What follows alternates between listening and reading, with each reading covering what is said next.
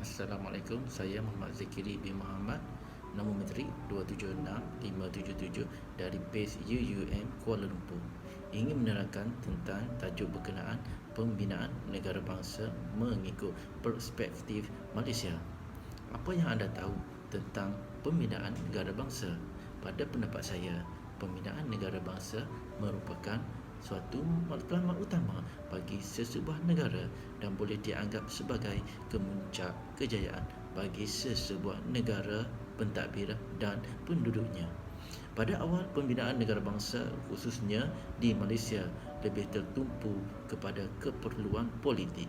Selepas peristiwa 13 Mei 1969, banyak usaha-usaha secara intensif dilakukan bagi mencapai matlamat, khususnya menerusi rancangan dasar ekonomi baru. Manakala matlamat yang lebih jelas lagi muncul apabila pengenalan wawasan 2020 oleh Tun Dr. Mahathir Mohamad pada tahun 1991. Keupayaan membina sesebuah negara bangsa merupakan kemuncak kejayaan bagi sesebuah negara, kerana ia bergantung kepada semangat patriotisme, integrasi, kewarganegaraan dan demokrasi.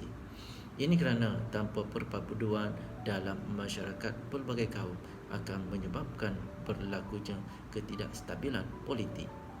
Pembinaan negara bangsa bagi sesebuah negara berbilang kaum seperti di Malaysia adalah amat penting, terutama dalam era globalisasi yang membenarkan pengaliran secara bebas dan pantas bukan saja maklumat tetapi juga sistem nilai budaya dan kepercayaan daripada pelbagai negara bagi membentuk perpaduan bangsa yang jitu. Konsep negara.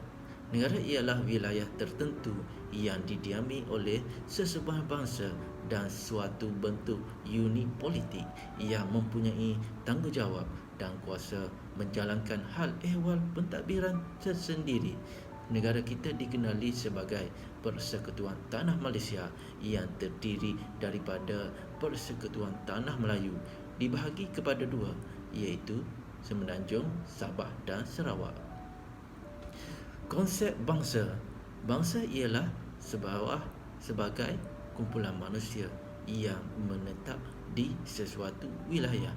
Mereka mempunyai kepercayaan yang dapat dilihat dari segi budaya dan politik yang tersendiri. Tujuan utama pembinaan negara bangsa ini adalah untuk melahirkan perasaan taat setia dan perpaduan terhadap sesuatu pertubuhan bangsa itu. Negara bangsa ditarifkan sebagai pembentukan berasaskan kepada proses penyatuan bangsa serta dikukuhkan lagi dengan sempadan wilayah tertentu sebagai identiti diri. Penduduk terdiri daripada pelbagai etnik dan kaum seperti Melayu, Cina dan India.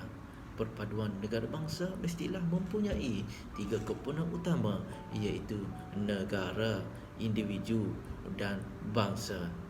Apakah negara? Negara merupakan wilayah kewujudan kelompok manusia dan sesebuah negara.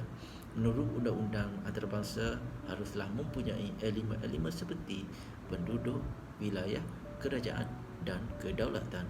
Manakala individu ialah manusia, iaitu tenaga penggerak kepada terbinanya bangsa dan juga negara.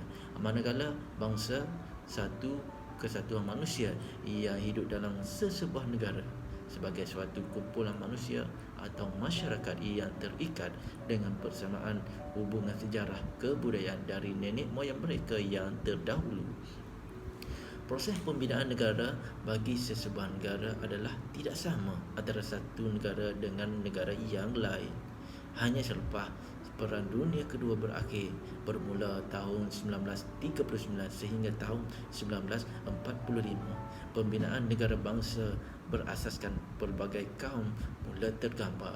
Sebelum tarikh tersebut, pembinaan negara bangsa berkisarkan antara orang-orang Melayu sahaja. Akhirnya, pembinaan negara bangsa menjadi realiti apabila kemerdekaan tanah Melayu pada tahun 1957. Kesimpulannya, pembinaan negara bangsa amat penting dalam sesebuah negara masyarakat yang harmoni seperti Malaysia. Pembinaan negara bangsa yang mantap memerlukan kerjasama yang menyeluruh dari setiap anggota masyarakat dan pihak kerajaan. Justru itu, Malaysia haruslah bersedia dengan asas pegangan nasionalisme yang betul. Pihak kerajaan perlu menyusun semula masyarakat melalui dasar-dasar yang dibentuk agar tidak terjadi lagi peristiwa 13 Mei 1969 dan menjadikannya iktibar serta perpaduan di masa hadapan dalam membina sesebuah negara bangsa yang bersatu padu penuh perpaduan. Sekian, terima kasih.